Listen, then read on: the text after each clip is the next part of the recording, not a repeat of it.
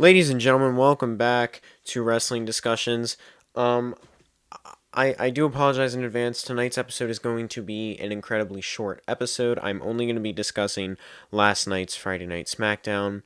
The reasoning behind this is I'm pretty late in talking about Vengeance Day, so I can't give predictions.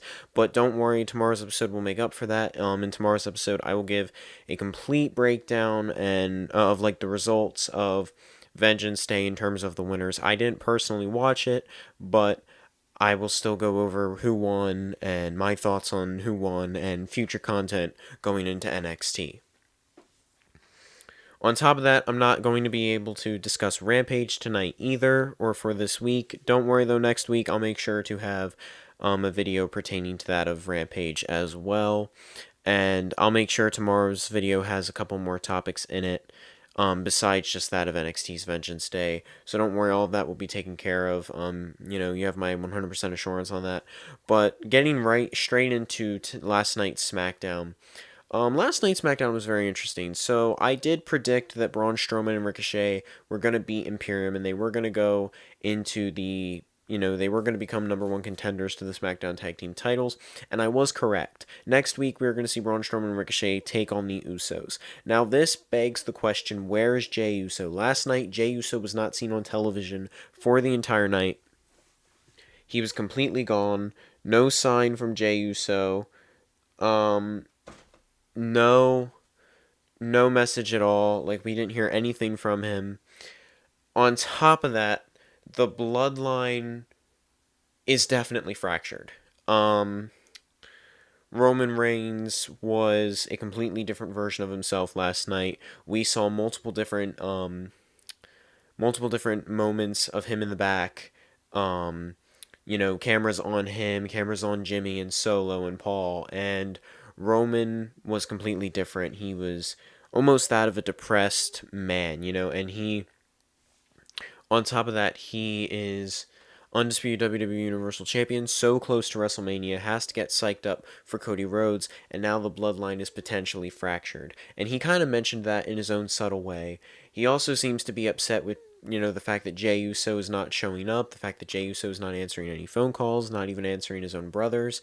So that's hard. That's incredibly tough for the bloodline to have to deal with.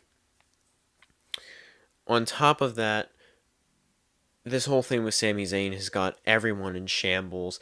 It's got the people turning against the bloodline. I mean, people were chanting "F you, Roman" at the Royal Rumble, and so that's obviously going to mess with Roman Reigns. That's obviously going to mess with his head, his confidence.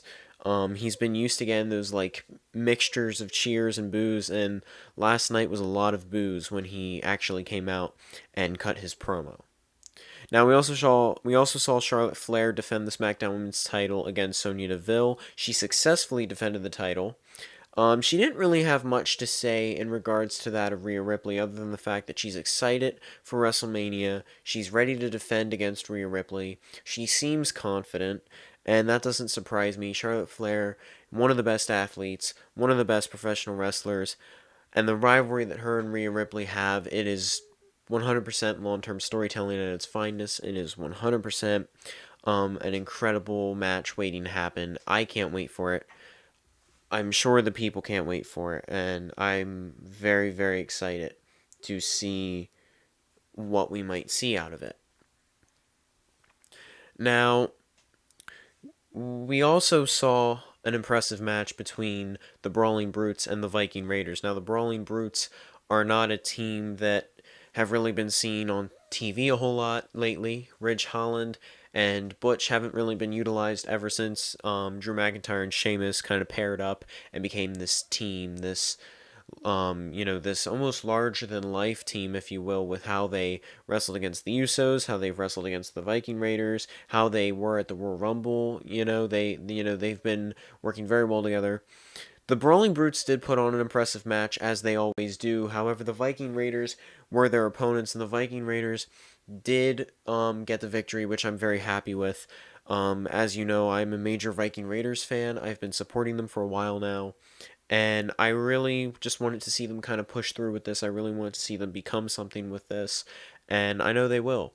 I know they will really pursue this. I know they'll really, hopefully, get better and stronger, and hopefully become champions again someday, because I've been wanting to see that for well over a year. And so the Viking Raiders, impressive win. On top of that, after the match, they were attacked from behind by Drew McIntyre and Sheamus, which only, builds up to this rivalry and such. And I am really looking forward to them kind of continuing this feud and having one big all-out brawl. I would love to see it be a street fight. I would love to see it be a tag match with some sort of stipulation to it. Even make it an elimination chamber. Give the Viking Raiders a pay-per-view matchup. I think that would be incredibly entertaining. I think it would be incredibly, I think it would be incredibly, um, valuable for the careers of the Viking Raiders, as well as Drew McIntyre and Sheamus, in the sense that McIntyre and Sheamus haven't even really been they haven't even really headlined a pay-per-view as of late. The last one would have been War Games, and even then, I feel like they weren't as utilized in that match as they should have been. Instead, I think the main focal point of that match was more so Kevin Owens, in terms of the Bloodline, Kevin Owens. And so I kind of want to see more out of Drew and Sheamus, because for a while there they were doing incredibly well with getting matchups and this and that, and I want to see more out of them for that. Now, we also saw an impressive Fatal 4-Way match to determine who is going to go into the Women's Elimination Chamber match to fight for the number one contender spot to Bianca Belair's Women's Championship, and to decide who's going to fight Bianca Belair for that championship at WrestleMania. Now, last night, in yesterday's episode, I do just want to say this now, I did make the unfortunate mistake of saying Tegan Nox was in the match. She's not. I'm sorry. I confused her with Nikki Cross. I know. How could I do that? I'm incredibly sorry for that. But she's not. It is Nikki Cross. Nikki Cross is in the match. But last night we saw an impressive Fatal 4-Way between Natalya, Shayna Baszler, Shotzi, and Zelina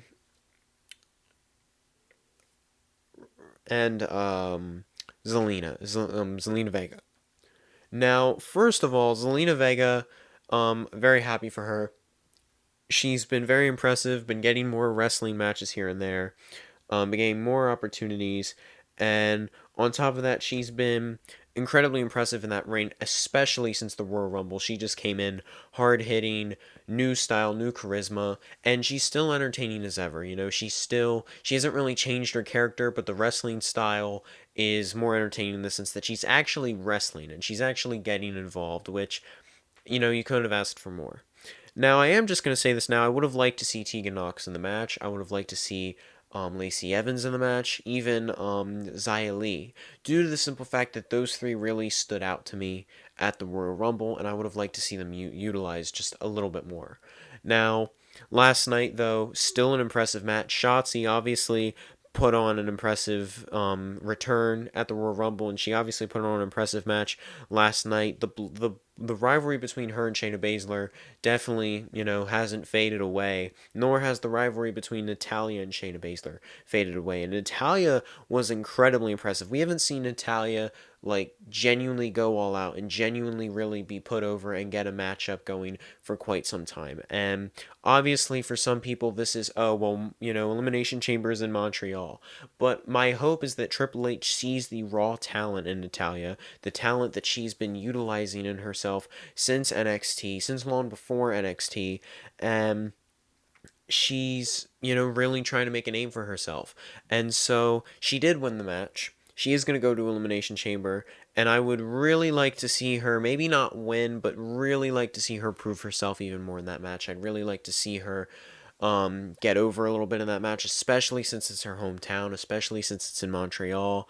I think it would be very beneficial for her career. It would be a once in a moment opportunity to truly get cheered, truly get that that sense of over that she's been needing, that she's been wanting her entire career.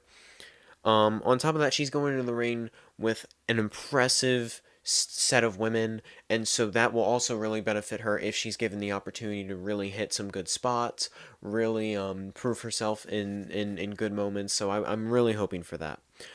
On top of that, last night, to close things off, in our final segment of the night, we saw Roman Reigns and Paul Heyman come out to the ring. Jimmy and Solo went to the trailer. They were a big dinner for them, that sort of thing. Paul ordered a big dinner for them to kind of relax, get their heads out of the Royal Rumble, and Roman came to the ring with the Wise Man, and he cut a promo on Sami Zayn. The crowd was obviously cheering Sami. I don't disagree with that. The crowd should have been cheering Sami. I mean, do you know how over you have to be for a whole crowd to turn on a guy that they've been like mixtures of cheers and boos for 2 years, and they haven't once went all boos on him until that moment?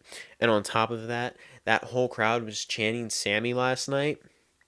And what's even more entertaining on that is that it is a lot like the yes chants for Daniel Bryan, right? It's a lot like how when people would say best in the world in WWE, you'd get the CM Punk chants.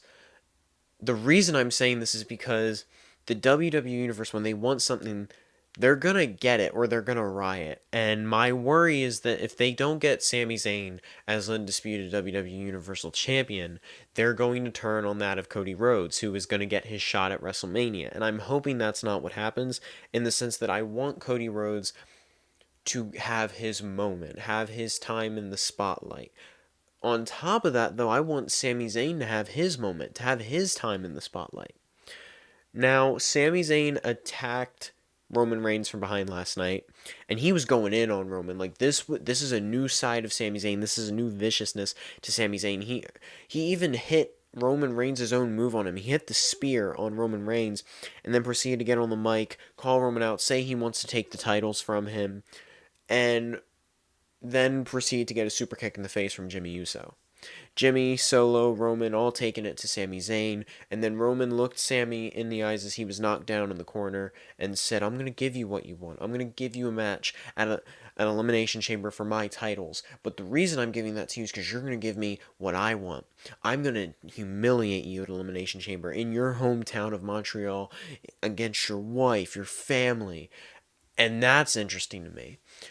Because this is Sami's hometown, and if Sami, we already seen Roman Reigns beat Drew McIntyre, in a place that was close to home for him, in a place that people were chanting Drew's name so hard, and I can only imagine what's going to happen if Sami loses in Montreal. It's going to get bad. It's going to be pretty bad if they don't, if they don't do this correctly. But, ladies and gentlemen, that is going to close out tonight's episode again. I'm sorry that it was as short as it was. I plan on making up for that in the near future. Tomorrow's episode, I promise, will contain everything revolving Vengeance Day, and I'll make sure to add a couple more topics in there to make it a little longer and make it a little more enjoyable. So, ladies and gentlemen, as always, thank you for tuning in, and I'll catch you in the next one. Peace out.